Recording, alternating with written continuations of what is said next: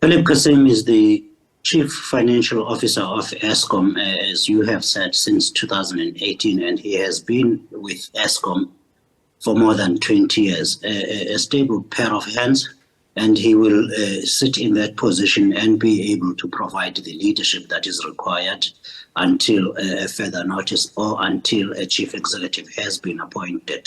As you know, the search is underway, the recruitment process, and the board should be able to find a candidate that it can present and accept, and indeed, hopefully, be acceptable to the shareholder in this period. And what are the timeframes that you've set for yourselves then to fill that position permanently?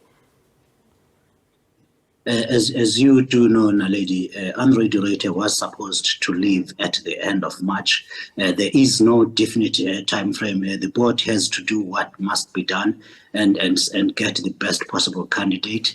And we have Calib Cassim now in the position, and we have the chairman, Mpho Makwana. So the pressure is really to just ensure there is a capable CEO that can be appointed. There is no time frame for that, or rather there is no limit. But of course, that should be done and will be done as soon as possible. And what are the top of the list of priorities now for the acting group chief executive?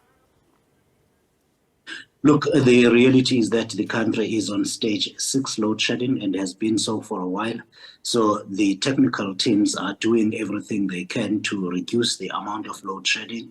We also have the regulatory processes that have to go through in order to separate the transmission division from Eskom and then generation and distribution division from Eskom. So that's the corporate work that is being done, and that's what the management of Eskom will be doing under the leadership of Calib Cassim. You talk about how we're at stage 6 and we've been at stage 6 for a while. I think I want to deal with that for a little bit, because when you speak to a few analysts, yesterday we spoke to energy expert Ted Blom, and I asked him if he thinks we are technically at stage 7. We know that at this point we're shedding over 7,000 megawatts of power. That's at least by Wednesday night. And according to some analysts like Ted Blom, that actually puts us at stage 7. So are we at stage 6 or are we at stage 7? There are some analysts who do everything to shoot down what's left of their own credibility. Mr. Blom does know that, one, there is something called load curtailment, where Eskom has got pre-arranged and approved by the regulator agreements with certain customers, the large industrial users, where it can buy production for them and shed them or reduce the electricity available to them at a particular point. That is called load curtailment.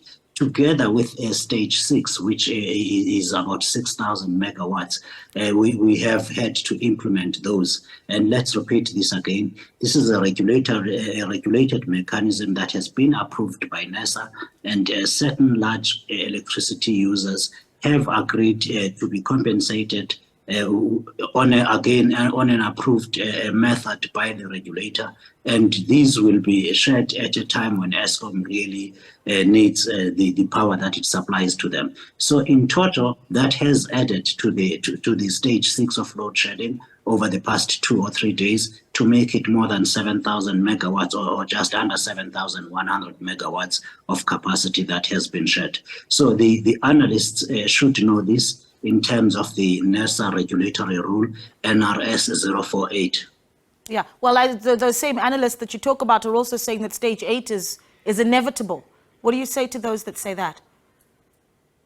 Eskom can implement up to stage 8 load shedding. That is a given fact, and there's nothing new and exciting about that.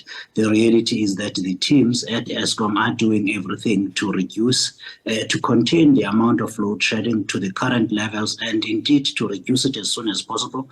The rains that have almost closed down for a week, for more than a week, the Litabo power station in the Val, through the flooding there, really did contribute to the levels where we are.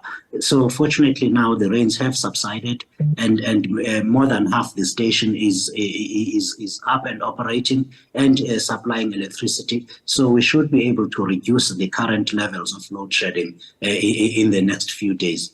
Let's talk a little bit about what the past few days really have been like within Eskom, particularly its leadership, right? You have this explosive interview with a television station in the country, and then the immediate resignation of Andre de Ruyter.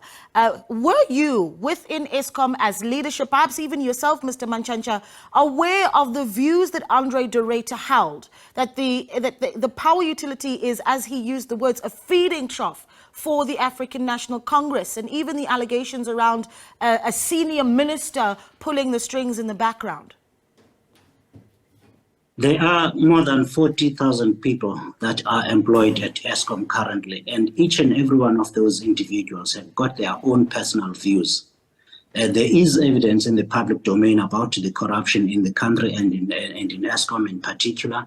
We certainly have been, over the past few months, publishing what we have had in the way of evidence to support the allegations Eskom has been making, where it has found evidence that can be reported to the public and to the law enforcement agencies. We have done that. And you certainly only need to read the Zondo report into state capture to see how corruption has impacted Eskom. Having said that, I will repeat again, each and every individual has got their own views, and Mr. de Ruyter expressed his own views. Mkomakwana spoke in radio interviews this morning and yesterday and said the board had heard some of those things he said for the first time during that interview, some of the things he said. And now that they have been said even to the board, will there be any investigations into some of those allegations?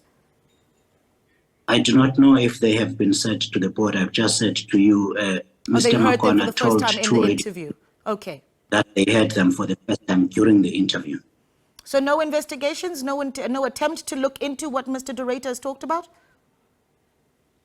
The board has not informed me of any decision or any process that it will take with regards to the allegations that Mr. de Ruyter has made.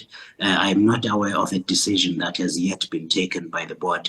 When the board does indeed take any decision to investigate anything, you can certainly rely on Eskom to inform you, as we always do. Okay. I know that we've taken up quite a bit of your time. I'm going to squeeze one last one in, and this is really for the viewer, because we can certainly sit and talk about the leadership as much as we want. The viewer wants to know how long we're going to be in stage 6. When are we going to get some reprieve?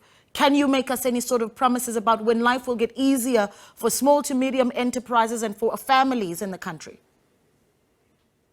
Earlier on, Naledi, I told you that the rains that have now subsided and allowed operations to resume and get hopefully to normal within the next few days, particularly at the Litabo power station, whose coal mine was flooded, has now enabled us to actually increase output from that power station.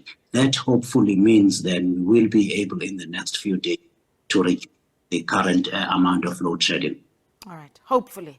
Mr. Sikonathi Mantshantsha, we really appreciate your time. Thank you so much. Hopefully, that's all we've got. Eskom spokesperson is Sikonathi Mantshantsha. Thank you for your time.